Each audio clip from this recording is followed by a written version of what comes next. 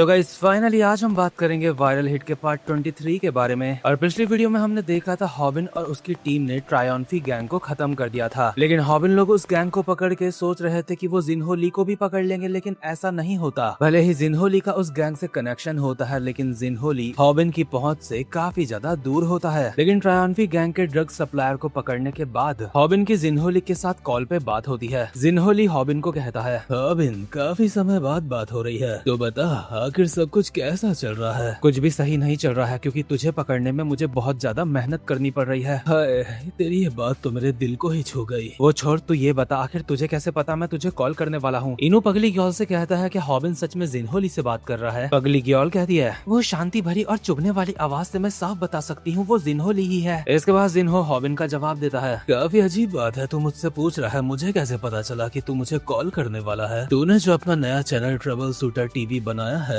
वो इसलिए ही तो बनाया है ताकि मैं उसको देखूं। लेकिन क्या तुझे सच में लगता है तू ये सब करके मुझे पकड़ सकता है? इस बात की तू चिंता मत कर, मैं इस बात का ध्यान रखूंगा कि तू अपनी बाकी की जिंदगी जेल में सड़ेगा। अरे मैं तो डर गया, लेकिन अगर तुझे ऐसा करना है तो तुझे काफी जल्दी करनी होगी। हॉबिन, मैंने अपने धंधे दोबारा से शुरू कर दिए हैं और इस चीज के लिए मैं तेरा शुक्रिया करना चाहता हूँ। तूने मेरे उन पंखों को जख्मी कर दिया था जिनसे मैं इस पूरी दुनिया को ढकना चाहता हूँ। मैंने सब कुछ खो दिया था, लेकिन सरवाइव करने के रास्ते हमेशा होते हैं। तू मुझ पे यकीन नहीं करेगा, लेकिन तुझे पता है इस दुनिया में मेरी ही तरह काफी सारे बुरे लोग हैं। काफी सारे लोग खुद मेरे पास आए हैं मेरी मदद करने के लिए, क्योंकि उनको पता है मैं कौन हूँ, और उन लोगों की वजह से मेरा धंधा काफी बढ़िया चल रहा है। लेकिन तेरे लिए मुझे सच में काफी ज्यादा बुरा लग रहा है, क्योंकि मुझे लगता है अब मैं पहले से भी ज्यादा कामयाब होने वाला हूँ। क्या तुझे लगता है तो मुझे हैंडल कर पाएगा? जिन्हो ली, एक बात तो है, तेरे पंख सच में जख्मी हो चुके हैं, क्योंकि तू पहले इतनी ज्यादा बातें नहीं करता था। बस तू इंतजार कर और देख, मैं तुझे पकड़ के रहूंगा चाहे कुछ भी हो जाए। ऐसी बात है तो मैं भी तुझे बहुत ज्यादा कुछ दिलचस्प दिखाऊंगा। और ये दोनों ही अपने मन में कहते हैं, देखते हैं आखिरी में हम में से कौन बचता है। कॉल कट होने के बाद ट्रायम्फी गैंग का सप्लायर गैंगटेमुन और उसके बंदों को पुलिस वाले पकड़ लेते हैं। इसके बाद ट्रायम्फी गैंग के ऑफिस में भी रेड मारी जाती है और वहाँ से भी काफी ज्यादा ड्रग्स बरामद होता है। लेकिन पुलिस को ऐसा कोई सबूत नहीं मिलता कि जिन्हो ली इस सबसे जुड़ा हुआ था, क्योंकि जिन्हो ली के सारे कनेक्शन पहले ही क्लियर कर दिए गए थे यहाँ से। मतलब जिन्हो ली काफी ज्यादा चालाक तो है। साथ ही में ट्रायम्फी गैंग के मुनहो और जिनचान जैसे लोग भी जुवेनाइल प्रिजन में ठूसे जा चुके हैं। और क्योंकि अब जिनचान जेल में है, तो उसकी बड़ी बहन जिसने हॉबिन लोगों को ये रिक्वेस्ट करी थी कि उसके भाई को वापस लेके आओ, वो अपने भाई जिनचान से मिलने जेल आती है। जिनचान काफी ज्यादा उदास है और अपनी बहन को कहता है, आखिर तुम यहाँ पे क्या करने आई हो? लेकिन उसकी बहन कहती है, जिनचान हमें तुम्हारे ऊपर यकीन है, मुझे पता है तुम बदल सकते हो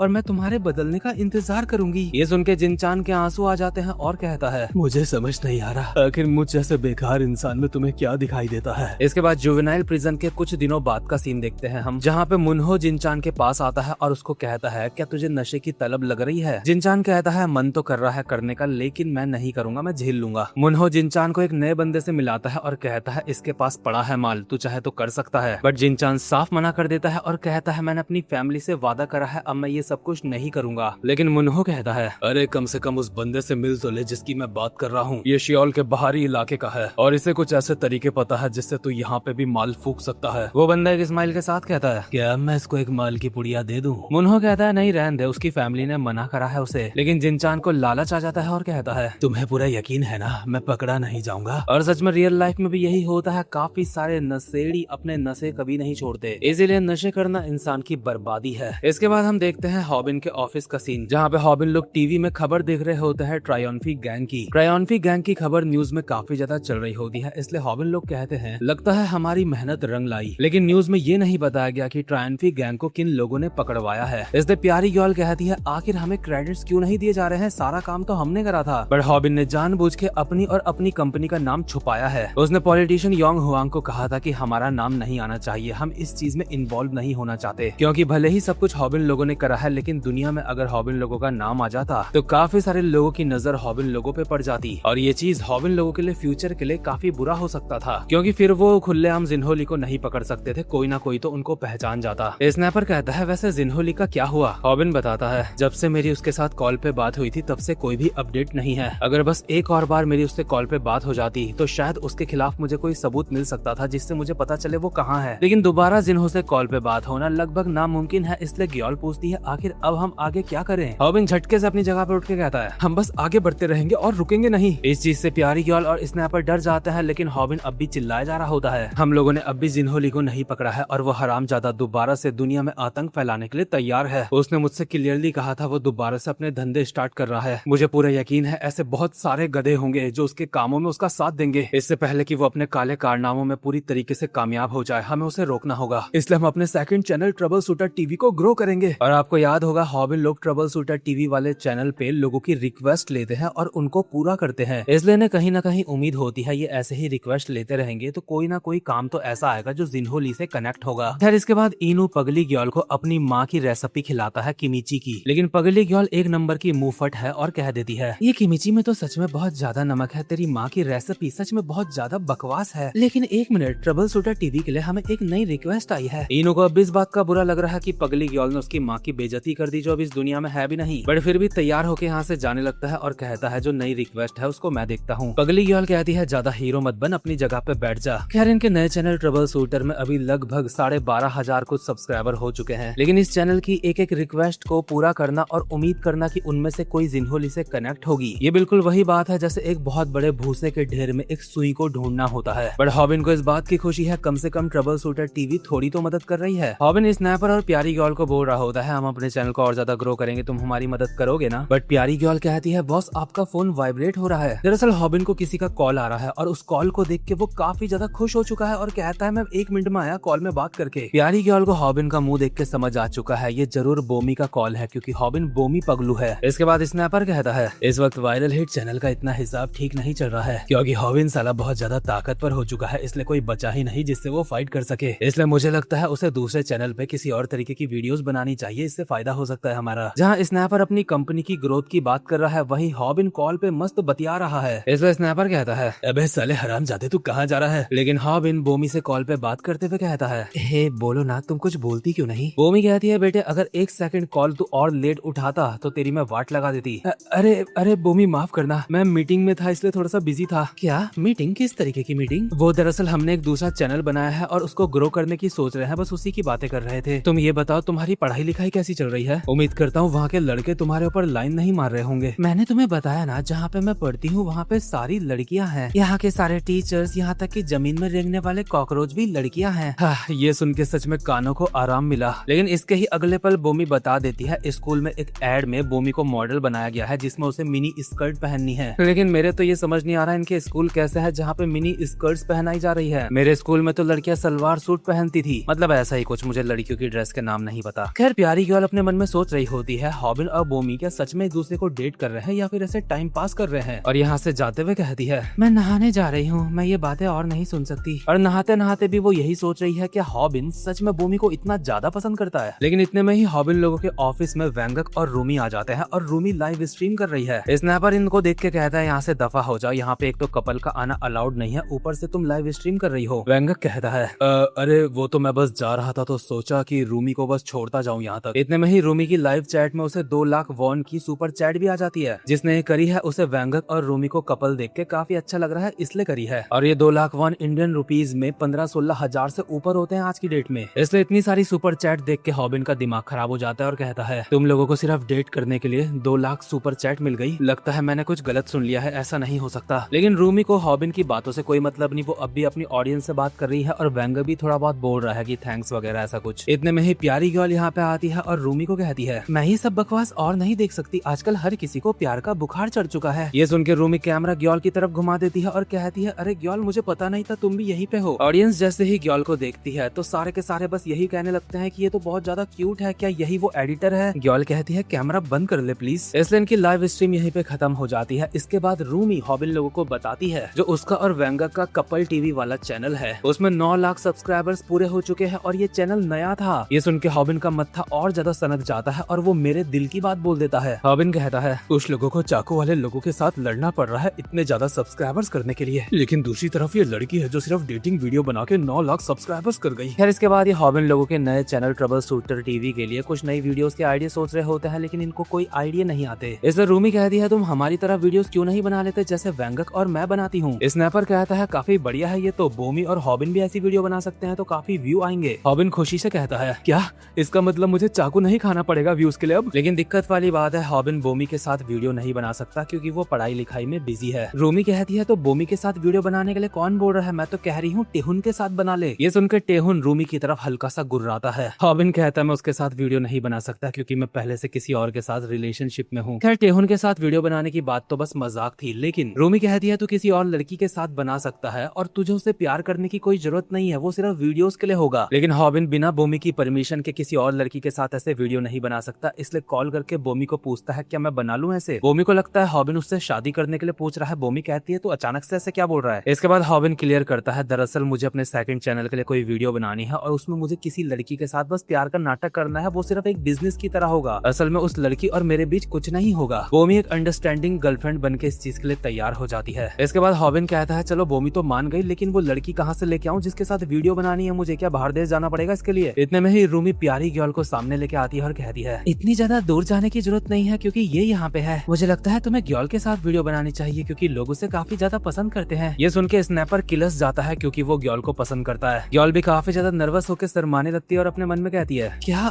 हॉबिन और मैं कपल बनेंगे। गर्ल इन सबको कहती है हे तुम्हें नहीं लगता तुम्हें ये पूछ लेना चाहिए मैं इस बारे में क्या सोचती हूँ। खैर हॉबिन चिल्ला के साफ मना कर देता है कि मैं गर्ल के साथ ये नाटक नहीं कर सकता क्योंकि वो मेरे परिवार की तरह है और परिवार में ऐसा नहीं करते। स्नैपर भी इस बात से एग्री करता है क्योंकि ऑब्वियसली वो चाहता है कि गर्ल के साथ हॉबिन ना रहे क्योंकि वो गर्ल को पसंद करता है। और जब स्नैपर फोन में ऑनलाइन कुछ ढूंढ रहा होता है कि कोई और लड़की इस चीज के लिए तैयार है या फिर नहीं, इतने में ही वो कमेंट सेक्शन चेक करता है तो कमेंट सेक्शन में सारे व्यूअर्स बस गर्ल की ही बात करे जा रहे होते हैं। वो सब चाहते हैं गर्ल को भी दिखाया जाए वीडियोस में। लोग गर्ल के बारे में कमेंट्स में इतना कुछ बोल रहे हैं, ये देख के गर्ल कहती है बाप रे लोग सच में काफी ज्यादा बातें करते हैं, इस सब के लिए मुझे माफ कर देना। स्नैपर अब भी चिल्ला चिल्ला के बोल रहा होता है, भले ही ऑडियंस कुछ भी बोले लेकिन गर्ल हॉबिन के साथ ये नाटक नहीं करेगी कपल बनने का। लेकिन जब गर्ल से पूछा जाता है तो वो पाउट करके शर्माते हुए कहती है अगर लोग यही चाहते हैं तो हमारे पास और कोई रास्ता नहीं है। वैसे भी गर्ल हॉबिन को पसंद कर दी है, अंदर से तो वो खुशी हो रही होगी, बट गर्ल मान चुकी है इसलिए हॉबिन काफी ज्यादा खुश होकर उसका हाथ पकड़ के कहता है बहुत बढ़िया,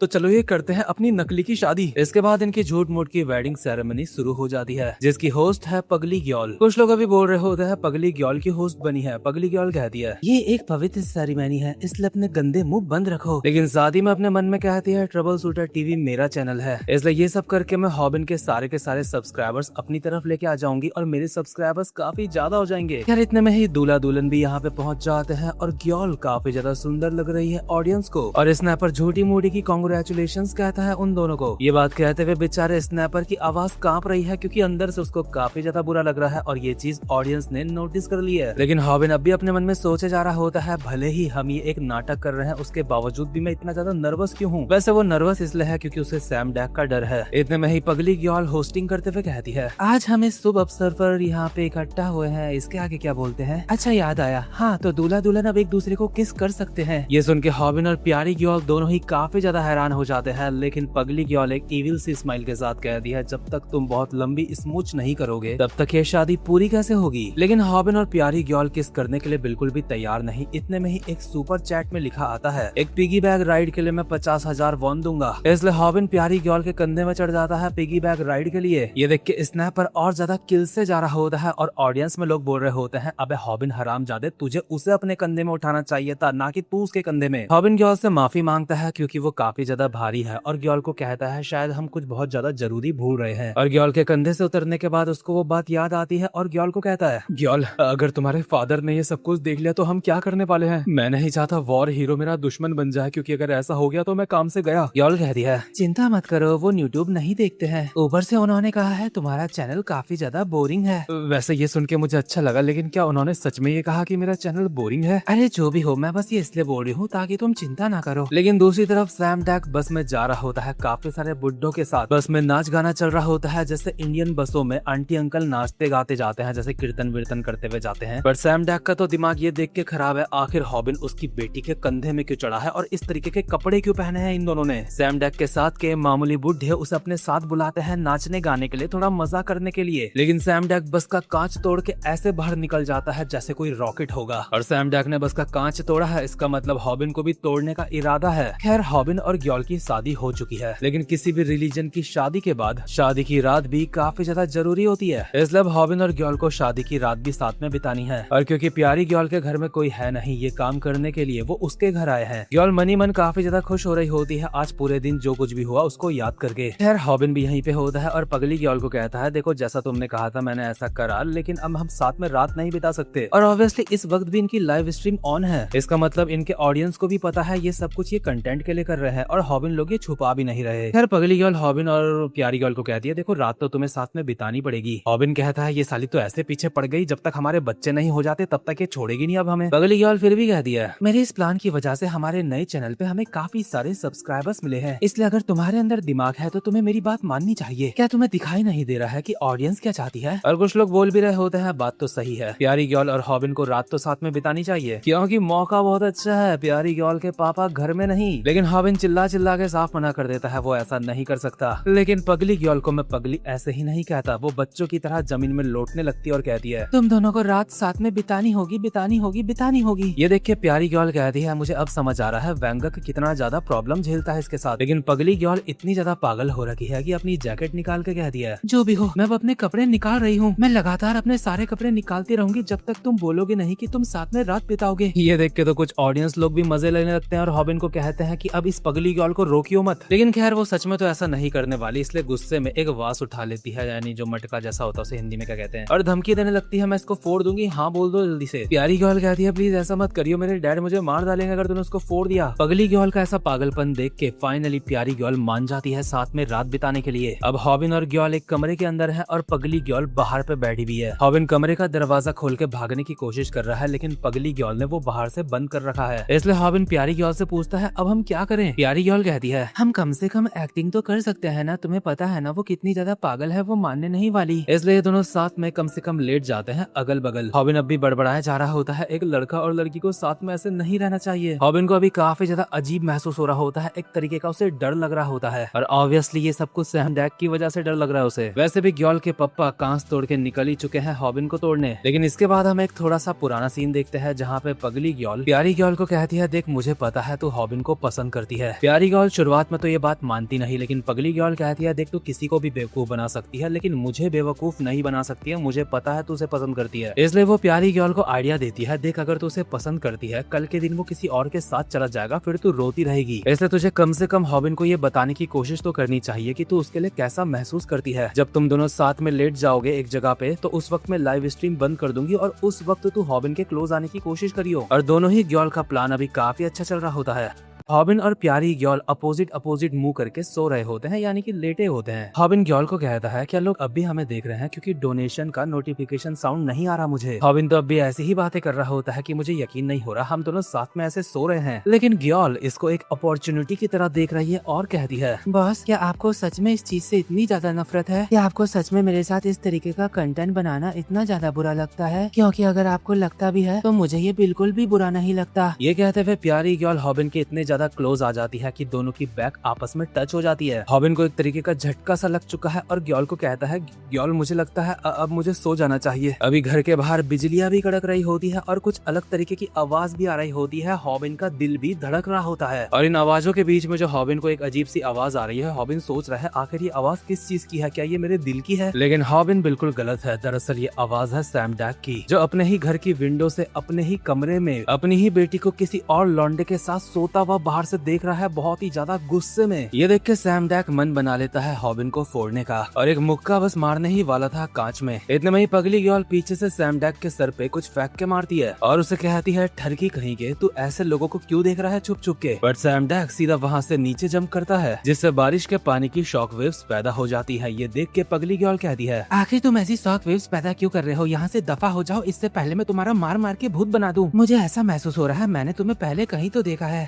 मैं ग्योल का डैड हूँ। क्या ग्योल के डैड? आखिर ये क्या बकवास है? मुझे बताया गया था कि वो एक ट्रिप में गए हैं। एक जवान लड़की के हिसाब से तुम्हारी याददाश्त बहुत ज्यादा कमजोर है। तुमने मुझे उस वक्त देखा था जब हमारी फाइट जिनहोली से हुई थी। मुझे इस पे यकीन नहीं है, मुझे इस बात का सर्टिफिकेट लाके दो तो मानूंगी मैं। बच्ची मैं तुम्हें यही सजेस्ट करूंगा, मेरा वक्त बर्बाद करना बंद करो। अगर मैंने ऐसा नहीं करा तो क्या आप मुझे मारोगे? अगर तुमने ऐसा नहीं करा तो मैं तुम्हें धक्का देके साइड कर सकता हूँ। और सैम डैक इसे धक्का देके साइड कर भी देता है और हॉबिन को मारने बस जा ही रहा था। बट पगली गर्ल दोबारा से सैम डैक के सामने आ जाती है और कहती है, आपकी बेटी ने पहली बार इतनी ज्यादा हिम्मत करी है, इसलिए प्लीज ऐसा मत करो। वो अपनी फीलिंग्स हॉबिन को बता नहीं पाती और इससे उसे काफी ज्यादा दर्द महसूस होता है। और अगर आप अभी वहाँ पे चले गए तो उसने जितनी भी हिम्मत करी है हॉबिन को अपनी फीलिंग बताने के लिए, वो सब बर्बाद हो जाएगा। गर्ल सारी बात सैम डैक को बताती है कि आपकी बेटी हॉबिन को पसंद करती है, इसलिए प्लीज ऐसा मत करो। आपको चिंता करने की कोई जरूरत नहीं है, वो दोनों साथ में कोई गलत काम नहीं करेंगे, वो बड़े हो चुके हैं। इसलिए आप यहाँ से जाओ, कहीं पे दारू वारू पियो ठेके में बैठ के, या फिर कुछ भी करो, लेकिन अभी यहाँ से जाओ। और आई थिंक सैम डैक ये बात मान भी जाता है, क्योंकि इसके बाद हमें वो दिखाया नहीं गया। दूसरी तरफ गर्ल जो लेटे लेटे हॉबिन को अपने दिल की बात बताने वाली थी, हम देखते हैं उसने बात तो बता दी थी, लेकिन हॉबिन सो गया था, इसलिए उसने सुनी नहीं। इसके अगले दिन स्कूल में पागल आशिक स्नैपर बहुत ही गुस्से में हॉबिन के पास आता है और कहता है, हरामजादे, तू गर्ल के साथ सो रहा था, तूने इस टाइप का कंटेंट बनाया, तूने मुझे बताया क्यों नहीं? मैं तेरा डायरेक्टर हूँ, मुझे सच सच बता, आखिर कल रात को तुम दोनों ने क्या करा? हॉबिन कहता है, मैंने कुछ नहीं करा। स्नैपर कहता है, साले, तो अगर तूने कुछ नहीं करा तो गर्ल है कहाँ? हॉबिन बताता है, उसने आज सुबह ही गर्ल को देखा था, वो नहाने जा रही थी। स्नैपर गुस्से में कहता है, क्या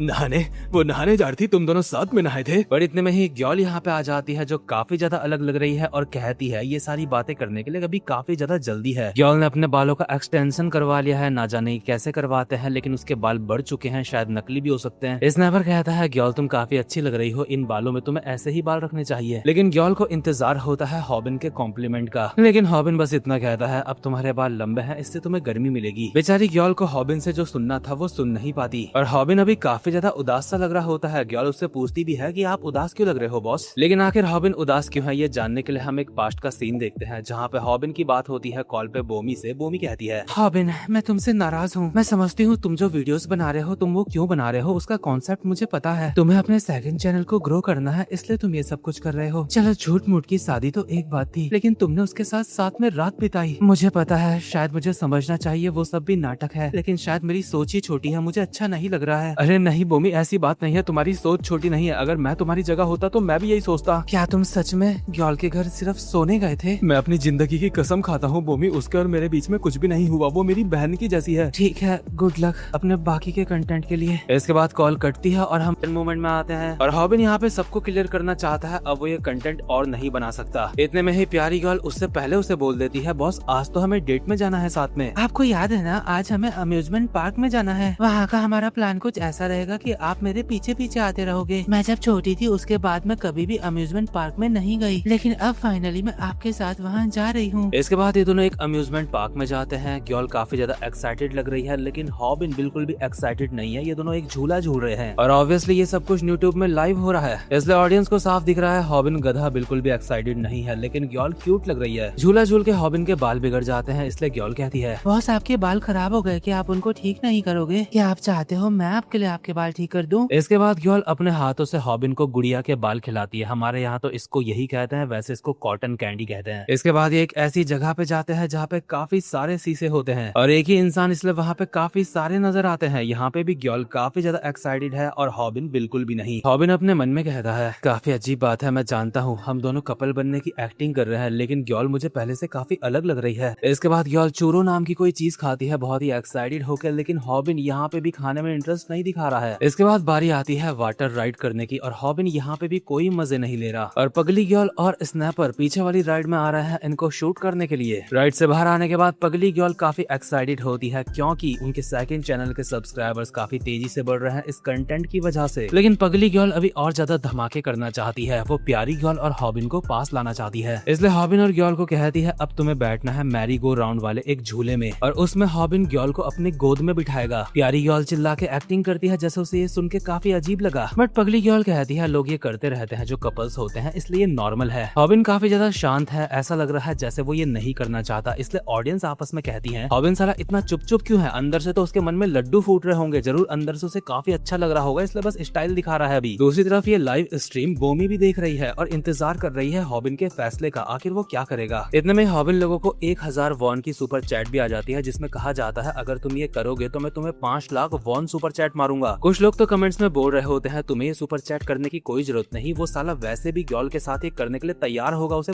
खुद मजा आएगा बहुत ज्यादा। लेकिन हॉबिन शांत है, स्नैपर किलसा पड़ा है, वो भी नहीं चाहता कि हॉबिन ये करे। अचानक से ही हॉबिन बहुत ही सीरियस अंदाज में कहता है, मुझे माफ करना, मुझे नहीं लगता मैं ये कर पाऊंगा। अब मैं ये कंटेंट और ज्यादा नहीं बना सकता, क्योंकि मैं किसी और को पसंद करता हूँ। मैं माफी चाहता हूँ, ये सीक्रेट मैंने अब तक आप सबसे छुपा के रखा, लेकिन अब यही बेहतर होगा हम इस कंटेंट को यहीं पे खत्म कर दें। जो लड़की मुझे पसंद है उसे मैं काफी लंबे समय से चाहता हूँ और मैं नहीं चाहता ये सब कुछ देख के उसे बुरा लगे। ऑब्वियसली बोमी भी ये देख रही है और यहाँ पे लाडली पिघल गई होगी। पगली गर्ल चिल्ला के कहती है तुम ऐसे ये कंटेंट नहीं छोड़ सकते, बट हॉबिन सबसे माफी मांगता है और कहता है अब वो ये सब और नहीं कर पाएगा। बट इतने में ही प्यारी गर्ल आज पहली बार हिम्मत करके कहती है, क्योंकि जो वो कहने वाली है उसकी उसने प्रैक्टिस करी है। भले ये एक एक्टिंग होगी लेकिन मैं इस तरह से नहीं सोचती, मेरी फीलिंग्स असली थी। बॉस अभी ये सब कुछ खत्म नहीं हुआ, फाइनली मैं खुलना स्टार्ट हुई हूँ, इसलिए आपको कम से कम मेरी बात तो सुननी चाहिए। मुझे नहीं पता आपको ये बात पता है या फिर नहीं, लेकिन मैं आपको काफी लंबे समय से पसंद करती हूँ। मुझे आप पहले से ही काफी ज्यादा समझदार लगते हो, भले ही देखने में ऐसा लगता है जैसे आप बिल्कुल इमेच्योर हो, भले ही आप बाहर से मतलबी लगते हो, लेकिन आपके अंदर इंसाफ की समझ है। जब आप कमजोर थे तभी आपने अपनी मर्यादाओं को और उसूलों को छोड़ा नहीं था, इसलिए मुझे आपके ऊपर क्रश है। मैं आपको ये सब कुछ बताने की सोच रही थी बहुत पहले, लेकिन मैं आपको बता नहीं पाई क्योंकि मैं आपको परेशान नहीं करना चाहती थी, क्योंकि मुझे पता है आप किसी और को पसंद करते हो और वो मैं नहीं हो सकती। इसलिए मैंने इंतजार करा कि मेरे अंदर से आपके लिए ये फीलिंग चले जाए, लेकिन इससे कोई फायदा नहीं हुआ, मेरे अंदर की फीलिंग्स कहीं नहीं गई। इसलिए मैंने फैसला करा मैं ये करूंगी, भले ही लोग मुझे मतलबी कहें। सारी बातें बोल देना घुट घुट के जीने से ज्यादा अच्छा है। मुझे शायद ये आपको पहले ही बता देना चाहिए था कि मैं आपके लिए कैसा महसूस करती हूँ। बॉस नहीं, मेरा मतलब हॉबिन, मैं तुम्हें सच में बहुत ज्यादा पसंद करती हूँ। ये सुन के हॉबिन काफी ज्यादा हैरान हो जाता है और ऑडियंस की सांसें रुक जाती है और सोचने लगते हैं आखिर हॉबिन अब क्या जवाब देगा। हॉबिन इस मामले को बहुत ही सीरियसली संभालने की कोशिश करते हुए कहता है, गर्ल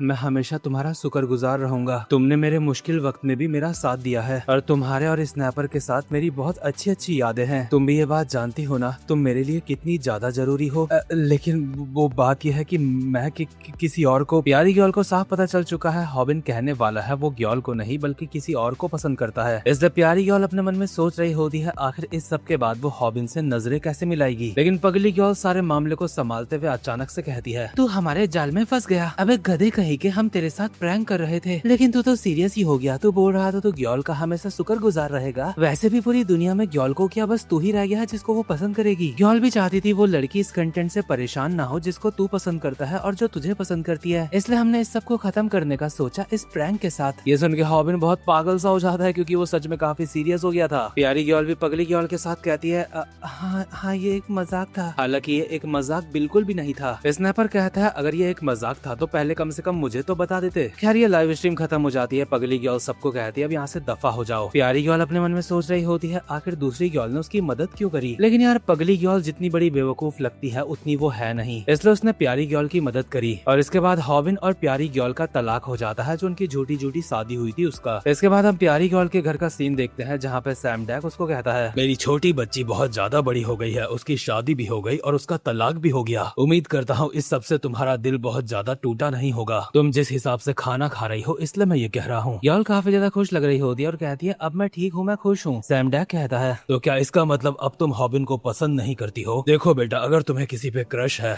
तो इसमें कोई दिक्कत नहीं, लेकिन तुम्हें इन चीजों की वजह से अपना खाना नहीं छोड़ना चाहिए और उदास नहीं होना चाहिए। पॉप्स आपके लिए वो समय काफी ज्यादा मुश्किल रहा होगा ना जब मैं बहुत ज्यादा रोती थी और खाना नहीं खाती थी, लेकिन चिंता मत करो मैं दोबारा से ऐसा कभी नहीं करूंगी। मुझे माफ करना, मैंने पहले जो आपको परेशान करा होगा कभी। सैम डैक को एहसास होता है उसकी छोटी सी बच्ची अब काफी ज्यादा बड़ी हो चुकी है और खाना खाते हुए कहता है, इन बातों की ज्यादा चिंता मत करो और अपना खाना खाओ। इसके अगले सीन में प्यारी गर्ल सड़क में गुमसुम सी चलती हुई जा रही होती है जमीन में देखते हुए। अचानक से हॉबिन भी यहाँ पे आ जाता है और कहता है, हे एक्स वाइफ आखिर तुम जमीन में क्यों देख रही हो, तुम किसी से ऐसे टकरा जाओगी। बॉस आप कहाँ जा रहे हो? वो दरअसल मैं बोमी से मिलने जा रहा था। क्या आप उससे मिलने खाली हाथ जा रहे हो, कुछ लेके नहीं जा रहे हो? नहीं नहीं मेरे पास मेरा फोन है ना, खाली हाथ थोड़ी जा रहा हूँ। आपको सच में बिल्कुल भी समझ नहीं है, आपको ऐसे खाली हाथ नहीं जाना चाहिए, कम से कम उसके लिए खाने के लिए कुछ लेके जाओ। मैं शर्त के साथ कह सकती हूँ जहाँ पे वो रहती है वहाँ पे अच्छा खाना नहीं मिलता होगा। आप सच में एक नंबर के गधे हो। हॉबिन ये सुन के काफी खुश होता है और सोचता है बोमी के लिए खाने के लिए कुछ लेके चलता हूँ, लेकिन कहीं न कहीं गर्ल उदास है और यहाँ से जाते हुए कहती है, जो भी हो मैंने आपकी मदद करी है इसलिए अगली बार मेरे साथ भी आप खाने चलना। इसके बाद जब हॉबिन बोमी से मिलता है और उसे खाने के लिए देता है जो वो लेके आया है, बोमी वो देख के कहती है, तुम तो पहले से काफी ज्यादा समझदार हो चुके हो, इतने समझदार कैसे हो गए तुम कि खाने के लिए कुछ लेके आए हो। हॉबिन बताता है गर्ल ने मुझे इस बात का आइडिया दिया है। इसके बाद हॉबिन कहता है, वैसे हम काफी समय बाद मिल रहे हैं ना, तुमने मुझे कहा था जहाँ पे तुम रहती हो वहाँ से बाहर निकलना बहुत ज्यादा मुश्किल है, तो टीचर्स को बिना बताए तुम वहाँ से भाग कैसे पाई? दरअसल कुछ देर के लिए मुझे वहाँ से निकलने का तरीका मिल चुका है, लेकिन हॉबिन तुम्हारा बहुत बहुत शुक्रिया। हाँ ठीक है, लेकिन मुझे नहीं पता था कि जो मैं खाने के लिए लेके आया वो तुम्हें इतना ज्यादा अच्छा लगा कि तुम मुझे शुक्रिया बोल रही हो। नहीं, उस चीज के लिए नहीं, मैं उसके लिए थैंक्स बोल रही हूँ क्योंकि तुमने मेरी वजह से वो कंटेंट बनाना बंद कर दिया। वैसे बोमी, मैं भी तुम्हें थैंक्स कहना चाहता हूँ क्योंकि तुमने मुझे बताया तुम कैसा महसूस कर रही हो। मुझे माफ करना, मैं समझ ही नहीं पाया उस कंटेंट से तुम्हें बुरा लग सकता है। इसके बाद बोमी अपनी जगह पे उठती है और हॉबिन के होंठ साफ करते हुए कहती है, तो बताओ आखिर मैं तुम्हारे लिए क्या हूँ? आखिर तुम वो कब करने वाले हो? तुम मुझे ये कब बताने वाले हो? तुम मेरे लिए कैसा महसूस करते हो? अगर तुम्हारी तरफ से मुझे कोई जवाब नहीं मिला तो क्या मैं ये समझ लूँ हम पहले ही कपल्स बन चुके हैं? यहाँ पे माहौल काफी ज्यादा रोमांटिक हो गया था। इतने में ही बोमी को किसी का कॉल आ जाता है और ध्यान देने वाली बात है, उसे कॉल आया है मिंजी नाम की लड़की का। इसका मतलब ये तो नहीं कि मैनेजर किम की बेटी मिंजी बोमी के साथ पढ़ती थी। खैर बोमी को जिसका कॉल आता है वो बोमी को कहती है जल्दी से आओ, टीचर्स आ रहे हैं, वो चेक कर रहे हैं स्टूडेंट्स। इसलिए बोमी को हॉबिन को जबरदस्ती जल्दी में बाय करके यहाँ से जाना पड़ता है। इसके बाद हम एक बिल्डिंग का सीन देखते हैं जहाँ पे होता है जिनहो ली, यानी कि फाइनली प्यार वाला आर्क खत्म हो चुका है और अब कुछ नया स्टार्ट होने वाला है। जिनहो ली बिल्डिंग के सामने खड़ा होता है एक ड्रिंक लेके और डोंगशॉक उसके पीछे से आके कहता है आपको ये कैसा लगा? जिनहो कहता है मुझे ये काफी अच्छा लगा, इतना ज्यादा भागने के बाद ये व्यू काफी अच्छा है, लेकिन ये काफी फनी बात है, मेरे पास जो कुछ भी था मैंने उसकी कभी कदर ही नहीं करी। कोई बात नहीं बॉस, आपके पास जो कुछ भी था वो जल्दी ही आपको वापस मिल जाएगा। मुझे खुशी है, इतना सब कुछ होने के बावजूद मैं आपके साथ टच में हूँ। अभी जिन्हो के सामने एक नया बंदा भी बैठा होता है। जिन्हो कहता है उसको, उम्मीद करता हूँ मेरी न्यू इंटरनेशनल गैंग तुम्हारी दुश्मन नहीं होगी, इसलिए मैं अब सीधा मुद्दे की बात करता हूँ। बात ऐसी है कि मैं अपनी गैंग को दोबारा से रिवाइव करने की सोच रहा हूँ, लेकिन ऐसा करने के लिए मुझे कुछ काबिल लोगों की जरूरत पड़ेगी और मुझे लगता है वो काबिल लोग तुम मुझे लाके दे सकते हो। मैंने सही कहा ना डायरेक्टर? जिन्हो के सामने जो बैठा है वो है इल सेंग जो एक स्कूल का डायरेक्टर है जहाँ पे बच्चों को ट्रेनिंग दी जाती है, जहाँ पे उन्हें स्ट्रॉन्ग बनाया जाता है। इल सेंग जो अपनी सिगरेट जलाते हुए कहता है, तो तुम दोबारा से अपनी गैंग को तैयार करना चाहते हो? ऑब्वियसली मैं तुम्हारे लिए लोगों को तैयार करूंगा, वैसे भी मेरे स्कूल में यही तो करा जाता है। मिस्टर ली आप चिंता मत करो, भले ही मेरा स्कूल देखने में नॉर्मल लगता है, हम लोग वहाँ पे एवरेज एथलीट्स को एडमिशन देते हैं, इसके बाद उन्हें अलग अलग ऑर्गेनाइजेशन में बेच देते हैं उनको टेस्ट करके। मुझे लगता है आपको मेरे स्कूल में ऐसे लोग मिलेंगे जिनको आप ढूंढ रहे हो। वैसे भी जल्दी ही नए स्टूडेंट्स का ग्रुप हमारे स्कूल में आने वाला है, क्या पता आपको वहाँ पे वो इंसान मिल जाए जिसकी आपको तलाश है। जिन्हो अल्कोहल का एक सिप मारते हुए कहता है अपने मन में, मैं ये जानने के लिए क्यूरियस हूँ कि वहाँ पे किस तरीके के लोग हैं जो मेरे साथ आ सकते हैं। इसके बाद सीन शिफ्ट होता है और कमाल की बात यह है अब इन लोगों को उनके चैनल पे नए वाले एक और रिक्वेस्ट आ चुकी है जो कि उसी स्कूल से जुड़ी हुई रिक्वेस्ट है जिसका डायरेक्टर इल शेंग है। ये रिक्वेस्ट करी है एक लड़के की गर्लफ्रेंड ने। उस लड़की ने इन्हें बताया है कि उसका बॉयफ्रेंड उस स्कूल में था। स्नैपर को लगता है लड़के ने लड़की को चीट कर दिया होगा, इसलिए लड़की बोल रही होगी लड़के को सबक सिखाओ। बट प्यारी गर्ल बताती है वो जो स्कूल है वहाँ पे सारे लड़के ही हैं, तो लड़के ने किसके साथ चीट करा होगा? लड़के के साथ तो चीट नहीं कर सकता ना, वो लड़का लड़का प्यार थोड़ी करते आपस में। स्नैपर बताता है आजकल जमाना खराब है, लड़का लड़का भी आपस में कर लेते हैं। खैर इनकी तो ये फालतू की बकवास चलती ही रहेगी। इतने में ही समझदार लौंडा इनू यहाँ पे आता है और कहता है दरअसल बात ऐसी है, उस लड़की का जो बॉयफ्रेंड वहाँ पे पढ़ता था, वहाँ पे एडमिशन लेने के कुछ टाइम बाद वो मर गया और हॉबिन लोगों को इसी चीज की तहकीकात करनी है कि आखिर उसके साथ हुआ क्या। इन्हें इंटरनेट से ये भी पता चल चुका है उस स्कूल का डायरेक्टर इल सेंग जो है और इन्होंने अपने डिटेक्टिव फादर के इन्वेस्टिगेशन रिकॉर्ड्स में इसका नाम देखा था। इसका संबंध कुछ न कुछ जिन्हो ली से है, ये बात इनू को पता है। लेकिन इल शेंग जो दिखने में इन्हें काफी ज्यादा शरीफ लग रहा होता है। स्नैपर कहता है जो लोग दिखने में शरीफ लगते हैं वही काफी ज्यादा हरामखोर होते हैं। खैर ये सब कुछ जिन्हो ली से जुड़ा हो सकता है। ये सब कुछ देख के पगली गर्ल कहती है हम इस काम को करेंगे, मैं उस बॉयज स्कूल में लड़का बन के जाऊंगी, अपने बाल बाल छोटे कर दूंगी और एक बहुत ही हॉट लड़का बन के जाऊंगी वहाँ पे। हॉबिन कहता है तुम सबके सब चुप हो जाओ, मैं जानता हूँ तुम कैसा महसूस कर रहे हो, लेकिन ये केस इतना भी ज्यादा सिंपल नहीं है। ये उस अंडरकवर मिशन की तरह नहीं होने वाला जो हमने ट्रायम्फी गैंग में करा था, इसलिए इस काम को मैं खुद करूंगा। मैं खुद अंडरकवर होके इसके बारे में सब कुछ पता लगाऊंगा। और हॉबिन ये इसलिए कह रहा है क्योंकि ये वाला काम काफी ज्यादा खतरनाक हो सकता है, इसलिए खतरनाक है तो हॉबिन ये खुद करना चाहता है क्योंकि वो अपने दोस्तों को खतरे में नहीं डालना चाहता। स्नैपर कहता है अबे चोमू तू ये कैसे करेगा, तुझे हर कोई जानता है कि तू गैंग्स को निपटाता है और जिन्हो ने तुझे वहाँ पे देख लिया तो तेरे शरीर में चाकू मार मार के बहुत सारे छेद बना देगा वहाँ पे। प्यारी गर्ल कहती है मेरे पास एक रास्ता है, हम हॉबिन का लुक बदल देंगे क्योंकि लुक बदलने में में काफी ज्यादा माहिर हूँ, मैंने भी अपने बाल बदले थे। इसके बाद प्यारी गर्ल हॉबिन का लुक बदलना स्टार्ट कर देती है। ना जाने वो क्या क्या करने लगती है बहुत ही तेजी से उसके चेहरे में, और कुछ ही देर बाद उसका काम पूरा भी हो जाता है, जो देख के इनू, पगली गर्ल, स्नैपर, सारे के सारे लोग हॉबिन को देख के हैरान होते हैं। हॉबिन इनकी हैरानी देख के कहता है, हे तुम लोग इतने ज्यादा हैरान क्यों हो? स्नैपर तुम भी? मुझे लगता है सच में ये काम करेगा अब। हॉबिन खुद भी सोच में पड़ा होता है आखिर उसका नया लुक कैसा लग रहा है। लेकिन हॉबिन जब अपनी ट्रांसफॉर्मेशन देखता है तो वो खुद ज्यादा हैरान नहीं होता, क्योंकि गर्ल ने बस उसे चश्मा पहना दिया है और कुछ नहीं। इतनी देर से मतलब बेकार में ही मेहनत कर रही थी वो। इसलिए स्नैपर कहता है अगर हॉबिन ऐसे उस स्कूल में गया तब तो जिन्हो उसे पक्का मार देगा। प्यारी गर्ल कहती है चिंता मत करो, अभी मैं उसके बाल एक्सटेंशन भी करने वाली हूँ, यानी कि उसके बालों को थोड़ा लंबा कर देगी। बट फिर भी स्नैपर और पगली गर्ल कहते हैं उससे क्या ही बदल जाएगा, ये फिर भी तो हॉबिन ही लगेगा। बट इनू कहता है देखो हम हॉबिन को जानते हैं, इसलिए चाहे वो कुछ भी कर ले हम उसको पहचान लेंगे। इसलिए मेरे पास एक आइडिया है, हॉबिन का पूरा लुक ठीक से चेंज करके हम उस लड़की से मिलने जाते हैं जिसने हमें रिक्वेस्ट भेजी है। अगर उसने हॉबिन को पहचाना नहीं तो इसका मतलब हम कामयाब हो गए हॉबिन का रूप बदलने में। इसके अगले सीन में हॉबिन और उसकी टीम के कुछ लोग उस लड़की से मिलने जाते हैं। ये लड़की इनका शुक्रिया करती है यहाँ पे आने के लिए, लेकिन कहती है शायद आप सबको मेरी ये बात अच्छी नहीं लगेगी, लेकिन मैं कहना चाहती हूँ क्या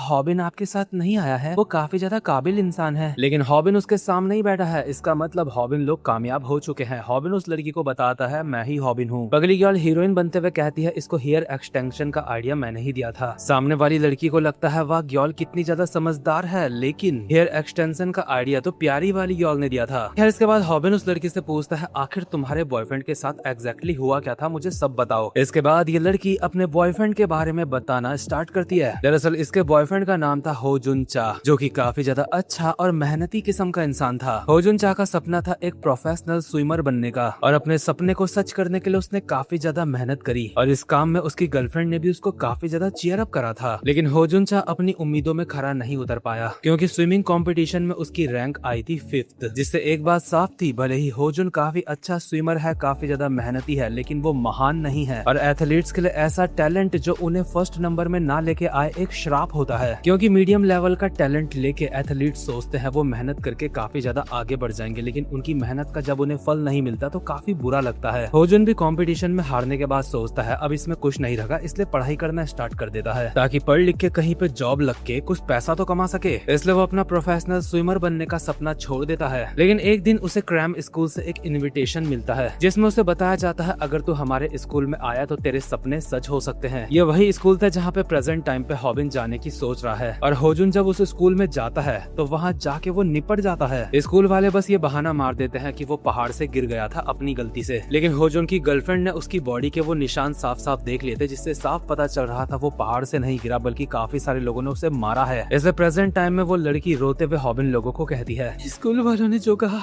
मैं वो कभी नहीं मान सकती, वो लोग जरूर कुछ न कुछ छुपा रहे हैं और पुलिस वाले भी उनके साथ मिले हैं। हॉबिन अपनी जगह पे उठ के कहता है चिंता मत करो, मैं उस स्कूल में अंडर कवर तरीके से जाऊंगा और वहाँ का सच पता लगाऊंगा, बस तुम मुझे वहाँ का एड्रेस दे दो। लड़की कहती है मैं तुम्हें एड्रेस तो दे दूंगी, लेकिन तुम्हें वहाँ एडमिशन नहीं मिल पाएगा, क्योंकि वो लोग ऐसे ही किसी को भी एडमिशन नहीं दे देते। इसलिए लड़की हॉबिन की मदद करने के लिए हॉबिन को वो कार्ड देती है जो होजुन को मिला था इन्विटेशन उस स्कूल से, और उस इन्विटेशन कार्ड में एक स्कैनर है और सिर्फ उस स्कैनर को स्कैन करने से एक फॉर्म खुलेगा जिसको भर के हॉबिन उस स्कूल में एडमिशन ले सकता है। ये कार्ड लेके हॉबिन लोग अपने अड्डे में आ चुके हैं और हॉबिन को ये काफी ज्यादा फिशी लग रहा है, यानी कि इसमें कुछ तो चालबाजी है। गर्ल कहती है अगर उस लड़की के पास ये कार्ड था तो खुद उसने वहाँ पे एडमिशन ले क्यों नहीं दिया, वो खुद भी तो अपने बॉयफ्रेंड की मौत का पता लगा सकती थी। हॉबिन कहता है वो वहाँ पे एडमिशन नहीं ले सकती थी क्योंकि वहाँ पे सिर्फ लड़के पढ़ते हैं, शायद उसे पता था ये काम उसके बस की बात नहीं, इसलिए उसने ये कार्ड हमें दे दिया। खैर इसके बाद ये लोग फॉर्म भरना स्टार्ट कर देते हैं और हॉबिन सोचता है वो अपना कौन सा नकली नाम रखे जो यहाँ पे वो फिल करेगा। साथ ही में हॉबिन लोगों के लिए ये भी हैरानी वाली बात है, फॉर्म में ये भी पूछा गया है कि क्या तुम्हारा कोई क्रिमिनल रिकॉर्ड रहा है, शायद से स्कूल को क्रिमिनल रिकॉर्ड वाले लोग चाहिए। इसलिए पगली गर्ल कहती है अगर ऐसी बात है तो बोल दो कि तुम ड्रग्स वगैरह बेचते थे। इनू कहता है नहीं ये कुछ ज्यादा हो जाएगा, बस वहाँ पे इतना लिख दो कि तुम जुवेनाइल प्रिजन में रह चुके हो लड़ाई झगड़े की वजह से, और वैसे तुम अपना नकली नाम क्या लिखने वाले हो वहाँ पे। हॉबिन कहता है मैंने एप्लीकेशन सबमिट कर दी है और मैंने हम सबके नाम मिला के एक नाम बनाया है और वो नाम है हैन कैंग यू। खैर सारा मामला सेट हो चुका है और हॉबिन एक बहुत ही ज्यादा सुहाने दिन में एक बहुत ही ज्यादा सुंदर सी जगह में बस से ट्रैवल करने लगता है। ये इलाका देख के मुझे अपने गाँव जैसे जगह की याद आ गई, वो भी इसी तरीके से काफी ज्यादा सुंदर होता है, मतलब वही चीज हरे भरे खेत और चारों तरफ पेड़ ही पेड़। हॉबिन बस में ट्रैवल करते हुए अपने मन में कहता है मैं उस एड्रेस में जा रहा हूँ जो मुझे फॉर्म में मिला था, था, लेकिन यकीन नहीं होता वो स्कूल इतने ज्यादा दूर दराज के इलाके में है। वहाँ के डायरेक्टर इलशांग जो का कनेक्शन किसी न किसी तरीके से जिन्होली से है। वो बंदा हर साल 100 से भी ज्यादा स्टूडेंट्स को रिक्रूट करता है सीक्रेटली, लेकिन आखिर वो उस स्कूल में करते क्या है, वहाँ पे वो लोग सिखाते क्या होंगे। हॉबिन अभी उस स्कूल के बाहर पहुंच चुका है और उस स्कूल को बाहर से देख के उसे बिल्कुल भी ऐसा नहीं लग रहा है कि यहाँ पे कुछ गड़बड़ है। ये बिल्कुल नॉर्मल स्कूल लग रहा है, बिल्कुल वैसा स्कूल जहाँ पे बोमी पढ़ती है। और बोमी के बारे में सोच के इसे बोमी की याद आ गई। इतने में ही स्कूल के एक बड़े से माइक में अनाउंसमेंट होती है, एंट्रेंस सेरेमनी जल्दी ही स्टार्ट होने वाली है, इसलिए सारे के सारे स्टूडेंट्स जल्दी से ऑडिटोरियम में रिपोर्ट करो। इसके बाद सारे स्टूडेंट्स ऑडिटोरियम में आ जाते हैं और एक एक लाइन में खड़े होते हैं। सारे स्टूडेंट्स आपस में बातें कर रहे होते हैं और हॉबिन इधर उधर देख के चीजों को एनालाइज करने की कोशिश कर रहा है। हॉबिन को बगल के लौंडे से एक धक्का लगता है और वो उसे कहता है भाई धक्का मत दे, लेकिन बगल वाला लौंडा कहता है अबे साले तो तू धक्का खा क्यों रहा है। ये चीज इस बात की तरफ इशारा करती है यहाँ पे जितने भी लौंडे आए हैं नए वाले, वो सारे के सारे हरामखोर हैं। हॉबिन तो अभी ये चीज भी नोटिस करता है यहाँ पे जितने भी लोग हैं उनमें से ज्यादातर की बॉडी भी काफी ज्यादा जबरदस्त है, जो एक आधे दिन में नहीं बनती, उसके लिए मेहनत करनी पड़ती है या फिर कोई गैंगस्टर होता है। यहाँ पे सारे लौंडे बदमाश किस्म के लग रहे हैं और इनको ज्यादा देर तक खड़े खड़े इंतजार करना अच्छा नहीं लग रहा है। और हॉबिन अपने मन में सोच रहा है आखिर इन बदमाश लौंडों को इकट्ठा करके यहाँ पे स्कूल वाले करना क्या चाहते हैं। इतने में ही बदमाश लौंडे जो काफी देर से खड़े हैं और उनको खड़ा रहना बिल्कुल भी अच्छा नहीं लग रहा है, उनको एक टीचर नजर आता है जो एक दरवाजे के सामने खड़ा है। बदमाश लौंडे उसको कहते हैं ओए क्या तो टीचर है? अबे ये तो बता दे सेरेमनी कब स्टार्ट होगी, आखिर कितनी देर तक हमें ऐसे खड़े रहना पड़ेगा? अबे बहरा बहरा है क्या, तुझे सुनाई नहीं देता? इतने में ही स्टेज में आ जाता है इलशांग जो और कहता है साइलेंस, हमें स्टार्ट करने वाले हैं सेरेमनी को। ओह